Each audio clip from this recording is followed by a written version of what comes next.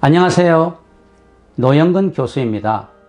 오늘은 은혜로 극복한 사랑에 대한 이야기를 함께 나누어 보겠습니다. 최근 한국 젊은이들에게 주목받는 CEO가 있습니다. 그는 다름 아닌 전 KTF 통신회사의 부사장이요, 현 세라젬 헬스 앤 뷰티의 조소환 대표입니다.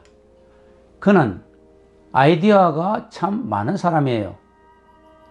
휴대전화 번호 이동 서비스, 샴푸와 린스를 합친 하나로 샴푸, 20세 이치아를 80세까지 유지하라는 2080 치약, 휴대전화 서비스 쇼 등 여러 히트 상품을 개발한 사람이죠. 그러나 그의 사회생활 출발이 순탄한 것만은 아니었어요. 그는 23살 때 육군 소위로 임관했으나 군에서 사고로 오른쪽 손을 잃었습니다.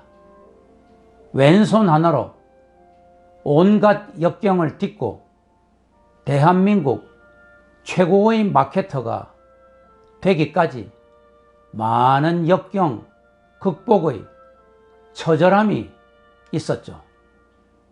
그가 사고로 오른쪽 손을 잃었을 때 뇌가 깡통 찌그러지듯 오그라드는 아픔을 느꼈다고 합니다. 너무 심한 고통에 기절하고 말았는데 깨어보니 육군 통합병원이었다고 합니다. 극심한 고통 중에도 사귀고 있던 22살의 여자친구가 보고 싶었어요. 몇 번을 망설이다 전화를 했더니 그녀가 와서 병실 문 앞에서 흐느끼고 있었어요. 자기, 그래도 날 사랑해? 라고 묻고 싶었지만 말이 입에서 떨어지지 않았다고 합니다. 30분을 넘게 머뭇거리다 용기를 내어 물어보았죠. 그랬더니 그녀가 고개를 두어 번 끄덕거렸어요. 그것이 조소환 청년에게 힘이 되었습니다. 그러나 이내 조소환 청년은 속으로 이건 너무 이기적이야. 왼손만 가지고 이 예쁜 사람을 행복하게 해줄 수는 없어. 진짜 사랑한다면 그만 보내줘야 해. 라고 생각하였습니다. 그래서 그는 얼굴 보았으면 됐어. 이제 이걸로 끝내자. 라고 마음에도 없는 말을 했어요. 그러자 여자친구는 울먹이며 지금까진 당신에게 내가 필요 없었는지 몰라요. 그러나 지금부턴 당신 곁에 내가 있어야 해요. 그렇게 그 여자친구가 고백한 후 모태신앙인 그 여자친구는 조소환 청년을 위해 매일 새벽 기도를 하였고 아예 병원 옆으로 이사와서 병간호를 했어요. 조소환 청년은 비록 오른쪽 손을 잃었지만 여자친구의 헌신적 사랑 때문에 행복했어요. 그때 여자친구의 아버지가 나타나 딸을 끌고 가려 하였어요. 딸은 저항하였고 저항하는 딸에게 아버지는 아버지를 택하든지 저 남자를 택하든지 둘 중 하나만 해 라고 강요하였어요. 그때 딸은 이렇게 대답하였다고 해요. 만약 아버지가 손을 잃었다면 엄마가 어떤 태도를 보이기를 원하세요? 나는 이 남자의 전부를 사랑한 것이지 단지 손을 사랑한 것이 아니에요. 오늘 본문 창세기 24장 50절에서 67절에 보면 리브가라고 하는 여인의 러브 스토리가 나와요. 하나님은 리브가를 사랑하셔서 아브라함의 언약의 자손 이삭의 아내가 되게 하셨어요. 이 이야기를 통해 하나님이 원하시는 신앙인은 어떤 그리스도인일까? 함께 깊이 생각하는 시간이 되었으면 좋겠어요. 리브가는 장점이 많은 여인이었어요. 무엇보다 그녀는 성품 면에서 장점이 많았어요. 그녀의 장점 많은 성품을 구체적으로 하나하나 살펴볼까요? 첫 번째로 리브가는 열정이 많은 여인이었습니다. 오늘 본문 18절에 보면 리브가는 아브라함의 종에게 우물에서 힘들게 떠온 물을 급히 주었어요.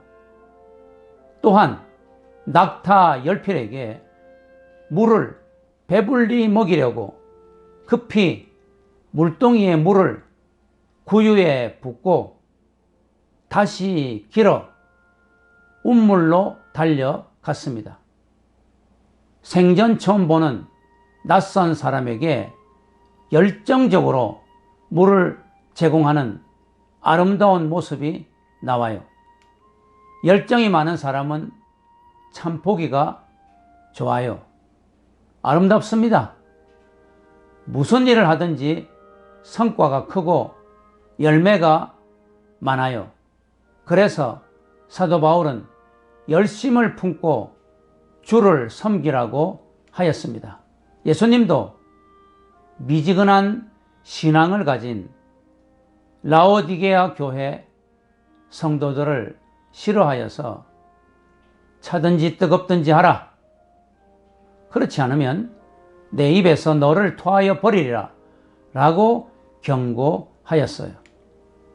토스카니니는 원래 첼로 연주자였어요.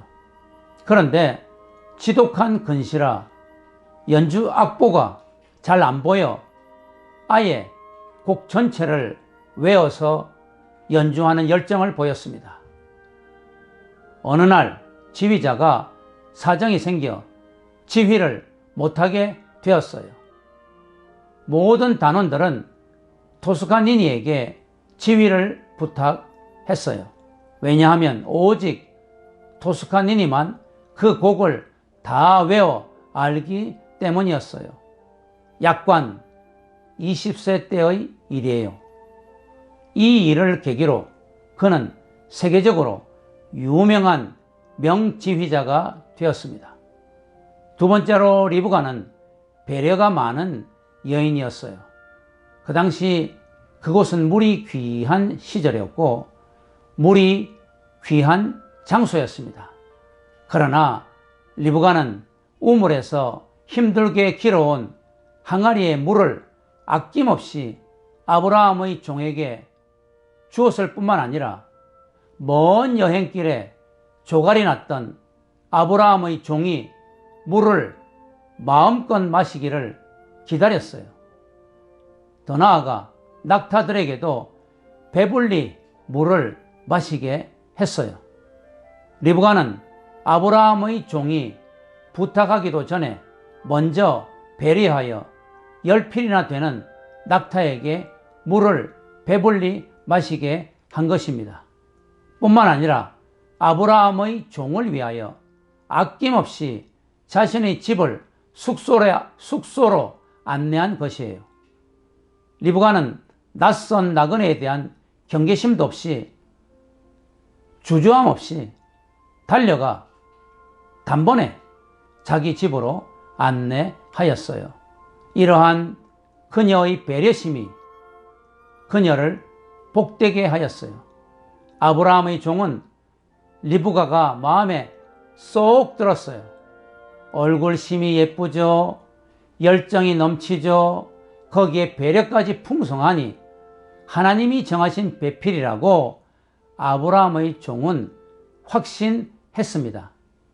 사랑하는 신앙인 여러분, 배려심이 많은 그리스도인은 사람들을 기쁘게 해요. 사람들의 마음을 푸근하게 합니다. 사람들을 이롭게 해요. 하나님은 배려심 많은 신앙인들을 축복하시죠. 세 번째로, 리브가는 결단의 여인이었어요. 아브라함의 종은 리브가의 집으로 가서 전후 사정을 이야기하고 자신은 아브라함의 아들인 이삭의 배필을 구하러 이곳에 왔으며 리브가가 그 배필임을 확신한다고 말하였어요. 그러자 리브가의 오빠 라반과 아버지 부두엘은 하나님께서 하신 일이시면 우리가 막을 수는 없다. 그러면 데리고 가서 이삭의 배필로 삼으라. 대신 이제 가면 언제 볼지 모르니 한 열흘 동안 머물면서 석별의 정을 나누도록 해줬으면 좋겠다 라고 말했어요. 그러자 아브라함의 종은 막무가내였습니다. 아니에요. 아브라함 주인이 기다리니 지금 가야 해요. 갈 길이 너무 멀어요. 라고 서둘렀어요. 그러자 라반과 부두엘은 그러면 본인에게 한번 물어봅시다 라고 하면서 리브가에게 너가 이 사람과 지금 함께 가겠느냐? 라고 물어보았어요. 그러자 리브가는 한치의 망설임도 없이 네, 가겠어요 하며 그 자리에서 아브라함의 종을 따라 나섰어요. 리브가는 그녀가 태어나서 그동안 자란 곳을 이제 떠나는데 그것도 먼 길을 가니 언제 돌아올지도 모르는데 아주 단호했어요. 보통 여자들 같으면 부모님과 가족들과 아쉬운 이별을 위해 며칠간만이라도 머물게 해달라고 아브라함의 종에게 사정을 할 법도 한데 그 자리에서 바로 결단하고 따라 나섰던 거예요. 그리스도인 여러분, 결단할 때는 결단할 줄 알아야 합니다. 때를 놓치면 기회를 놓치는 법이죠. 감사합니다.